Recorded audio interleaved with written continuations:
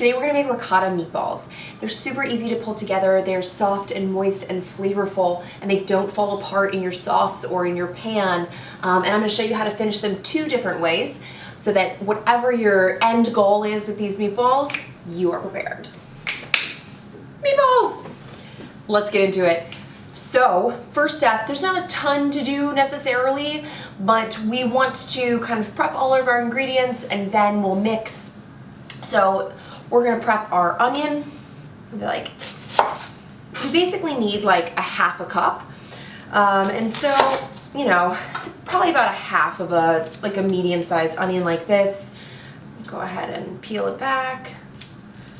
Oh, goodness, okay.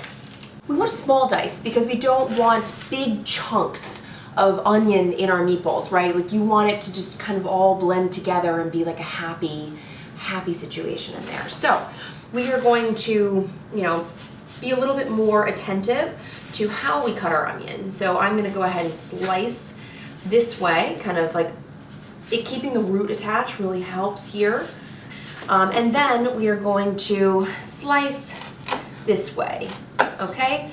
Now I'm making thin little slices through all the layers. Yep. Boop. And then we will turn the whole thing and we will slice. Okay, you can kind of turn the sides, kind of come up the sides because the sides like to, you know, maybe slices nicely, right? Get rid of our little onion skin. And then I'm gonna just run my knife through it one more time just to make sure that everything is small. It looks small, but you never know. So just go ahead and, because that was chit-chatting, so. Okay, so I'm gonna go ahead and start to sweat this. And what I mean by that is cook it over a low heat so that some of the moisture is released and they cook and become translucent without burning or browning. So I'm gonna go ahead and turn, oh, not that one. Turn my little, and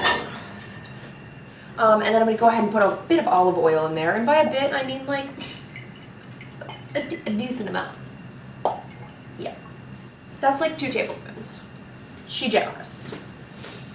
And then I'm going to just put this directly from my board into my pan. It doesn't have to warm up. It just get it in there. Let that do its thing. We are going to do about, like 2 tablespoons of garlic. Yeah. Yes, I know. So go ahead and get your garlic, kind of break it apart. I mean, like, that's going to be probably 4 to 5 cloves.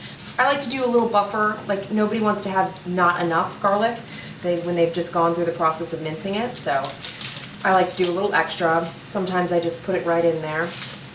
Alright, so I cut my garlic again. I like to kind of like cut down, not all the way, and then I peel up. It kind of traps the base, and it traps maybe like one side of the peel sometimes. Today it seems like she's wants to do her own thing. That's fine. Independence is never a bad thing.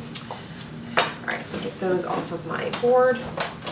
And then we're just gonna peel. So I like to kind of, you know, crack it, loosen that peel, and then I just kind of peel the whole thing off, like so. Make sure you keep an eye on your onions. Okay, so grab your cloves, and then kind of thinly slice, and then if you get to the fat end, flip it over, just do it again. You could just chop the whole thing. Again, I find it actually to be easier to go ahead and be a little bit more meticulous about it because I find you have, you know, more even slices. So now we have our little slivers, right? And we're gonna go ahead and cut those into matchsticks. Now we could be meticulous about that as I was in, I feel like it was one of my pasta videos, but we are not gonna, it's not that serious today. I mean, it wasn't serious then either, but just go ahead and kind of run a knife through this way. And then we are going to turn them into a line. And then we're going to just run our knife through it this way. You could also use from a can if you want. I'm not going to judge you, but just know that they do have a particular flavor, which, you know. All right, boom, we done. Okay, this is probably a bit more than we need. We're going to take about 2 tablespoons of this. You could measure it if you'd like, but I'm just going to be like, yeah, and put that in. All right, and then we'll save this for our next cooking endeavor because it's already done. All right, so go ahead and take that, give it a swirl around your pan. If you need a little bit more oil, if your pan is looking dry, you don't want a dry pan because then it's going to burn more easily. So go ahead and just, you can add a little bit more oil if you need to. I'm going to turn this up and get it to start sweating a little bit. Okay, now we're going to start mixing. So everything is going to go in the same bowl, and we're not going to stress about the order in which we do it. We're just going to put it in there. So in my bowl here, I've got a mixture of veal and pork and ground sirloin, or ground chuck is also great, a little bit more fattiness. I like to use a mixture of the 3 meats just to kind of add flavor and texture, and not texture, but I mean it adds to the mouthfeel really. But you could use all ground sirloin if you wanted, whatever you want, that's what you should do. So we're going to start layering in everything. It doesn't matter the order again. So I've got dried oregano here. Do about 2 tablespoons of that. Excuse me, 2 teaspoons of that. I've got garlic powder. It's about a quarter of a teaspoon here. Onion powder, half a teaspoon. And I've got ground nutmeg. Now, this sounds weird, I know, but don't be afraid. It's not a whole lot, so just go ahead and, you know, mix it in there. I'm doing about a 1/16, so that's like half of an eighth. They don't make 16ths, so just go ahead and just kind of eyeball half of your smallest measuring spoon. Black pepper, maybe like half a teaspoon to a teaspoon if you really like black pepper. Okay, we're gonna do about 1 teaspoon of kosher salt here. All right, and we've got Parmesan cheese, about a quarter of a cup of Parmesan cheese. Yum. Now I am using Italian style breadcrumbs, which just means that they're seasoned with, you know, all the things that we already put in here, plus parsley, and I mean, they're delightful, right? If you don't have or don't want to use Italian style crumbs, just double all of the other seasoning. So put about a quarter of a cup in there. And then we're going to put about a quarter of a cup of ricotta in here. Love ricotta so much. It makes, the ricotta is what gives these meatballs like a nice tender softness to them. Kind of like adds to the flavor and they melt in your mouth. It's really spectacular. And then we can go ahead and put our all of our onions and everything. Just go ahead and get all of that in your mixture here. And then we've got an egg. We're going to use about half of an egg, okay?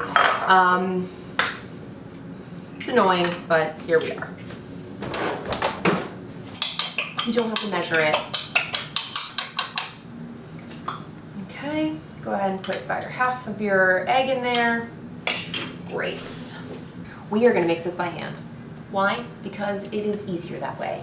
And 2, because when you squeeze the meat, it actually kind of starts to releases some of their proteins and like the connective tissues, and it actually really helps hold your meatballs together without an excessive amount of binder. Because of course, you want enough binder in there to make sure that they are tender and soft and flavorful, and they stick together, but you don't want so much that like all you taste is breadcrumbs and then they're kind of dry and sad, right?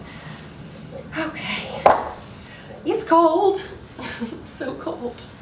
Okay. I'm just giving it a squeeze, like a nice squeeze. Make sure that everything is distributed nicely. There's no pockets of anything. And you just want to make sure that, it's holding together, right? We are making meatballs, and so we want them to stay together. So I'm gonna give you a little trick here. If you want to test your seasoning, if you want to test your meatballs for seasoning, you can go ahead and just cook a little tiny bit in the pan that you just used. And then you just give it a flavor, taste for flavor like salt and pepper, and that way you can adjust, and all of your meatballs will be magically delicious. So, all right, next we're gonna scoop. You know me, I'm never going to let an opportunity to use a cookie scoop or a portioner to go to waste. So that's what we're doing here, and also it's so much easier.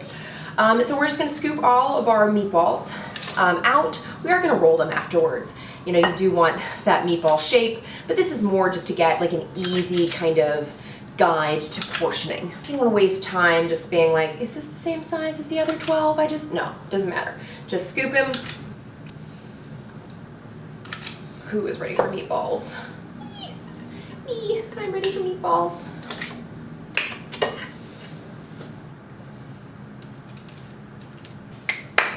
Ready to roll. So just pick them up, kind of roll them around, just like cookie dough. Now, if you find that they're not holding together right now, then they're not going to hold together later. So you might want to put them back, well, maybe before you scoop all of them. You'd want to add maybe a little bit more binder, maybe a little bit more egg, a little bit more breadcrumbs. Okay, last one, best one. So once all of your meatballs have been rolled, you can actually go ahead and start cooking them right now, but I like to let them chill for about 30 minutes just to kind of, it lets the flavors meld, it kind of lets them rest a little bit. It kind of allows them to firm up. They get like a little bit tighter and they're gonna hold together better when we cook them. It's totally optional though, like you could totally skip to the next step. But fridge. So our meatballs have chilled about 30 minutes. And we're ready to start cooking them. So I'm gonna show you how to cook it 2 different ways. We are gonna sear them all in the pan to get that nice caramelization on the outside, and then we'll either finish them in a pot with pasta sauce or in the oven on a sheet tray. Either way is just as delightful, and there is no wrong way here. It just depends on what you're going to do with them, right? So without further ado, I am going to put my pasta sauce in my pan here. It's like a quart. I'm not gonna use all of it, so, but here we are. We're gonna go ahead and get our pan heated up here. We're just gonna sear them really nicely. I'm also going to go ahead and get my other pot on. This is not entirely necessary. You can wait to heat up your sauce until the end. I've also preheated my oven for the ones that I'm going to bake. I'm going to use a nonstick, but you don't have to. I'm just going to give a little bit of olive oil or something in the pan. Our oil is ready. I'm going to go ahead. You can put them in there with your fingers if you want. You want to make sure that you work in batches. You don't want to overcrowd your pan. You could have multiple pans going if you're a badass, and I know you are. So I like to start from like one side and work my way to the other, because that way I know which ones to flip first. Otherwise, whoa! Otherwise, sometimes you're like, wait, did I already? No. And you spend half your time checking. So leave that there. You can swirl if you'd like. Or you can be a little bit more precise about your movements, and you can kind of flip them specifically, right? Okay, my pasta sauce is boiling, and we don't need it to be boiling, so I'm going to turn that off. So all we're trying to do is get like a nice sear on all the sides, mainly like 4 sides. I mean, you don't have to be just so persnickety about it. You know, you can, if there's a general bit of browning around all edges, then you're good, right? Our meatballs, this first batch is about ready to come out, right? You can see it's nice and brown around the edges. And then we're gonna take the ones that we're gonna finish in the sauce, like if we're gonna eat them in pasta, we're gonna plop them right in our sauce, right? You could cook them all in the pan and then do whatever you wish, but I find that they're extra special tender if you cook them in the sauce first.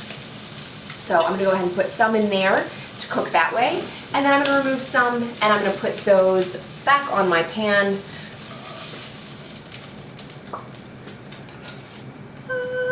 And then we're gonna repeat. I'm gonna turn my meatballs back on that are on the stove. I'm gonna give these a little stir over here, kind of coat them. Just Make sure they're nice. They have a nice bath in there. Just a really nice bath. You want to be gentle because at this stage the meatballs aren't fully cooked, and so they will fall apart if you like squish them. So try not to squish them. Now again, you're not trying to cook them all the way through this way, otherwise they'll be very dry. It's best to do a combo of one of these two options. All right, so these are pretty much done, so I'm gonna take those off, grab this. I'm just gonna pour them out because why not? And then I'm gonna take this and I'm gonna pop this in the oven, preheated 350, and they're probably only gonna cook for like 15 minutes max, but we'll check them with a thermometer just to make sure that pork is fully cooked. So in she goes. Now, they will cook a lot faster by this method, so just know that you can have dinner ready. I'm using my red wine basil sauce, which I'll link up there, but you could also, this would be delightful with my 15-minute pasta sauce as well. So if you want to get dinner on the table in a hurry, 15 minutes. Okay, so it has been 8 minutes, and you can see that we have a nice, do you see that? Oh yeah, I know. Go ahead and pop these out here so you can see. So you've got your meatballs that are cooked in sauce. These are ready to go on any sort of pasta, or, you know, or even obviously a meatball sub. Right there, boom. Mozzarella cheese, done. Oh, yum. I'm gonna get the meatballs that are just cooking in the oven. They take just a slightly bit longer because these were already kind of cooking. Okay, so you can see we have our meatballs here. This is a great way to kind of prep ahead, and that way you can use these in any sort of application, any way that you want, with a different sauce or whatnot. So I actually like to make these in big batches, and then I cool them after I bake them, and then I freeze them. So these are actually frozen. I freeze them in these boxes or any sort of Pyrex or whatever. And I'll just, when I have a craving for meatballs, I will take them and I'll put them in my sauce, heat everything up together, and basically once your pasta is cooked, these will be ready too. So it's actually a really great way to prep in advance and get dinner on the table really fast in the weeknight, have like a fun, you know, kind of seemingly fancy dinner weeknight. So I'm gonna go ahead and put these over here. Okay. And then I'm gonna try them. Very excited. Oh, do you see they're actually like perfectly kind of compact in there, and they didn't fall apart in either the pan or in the sauce. I mean, if they do fall apart in the sauce, then now you just have meat sauce and it's gonna taste delicious anyways, but whatever, I digress. So hold on, it's gonna be really hot. It's tender and moist and super flavorful. It's like soft and decadent. Most amazing ricotta meatballs.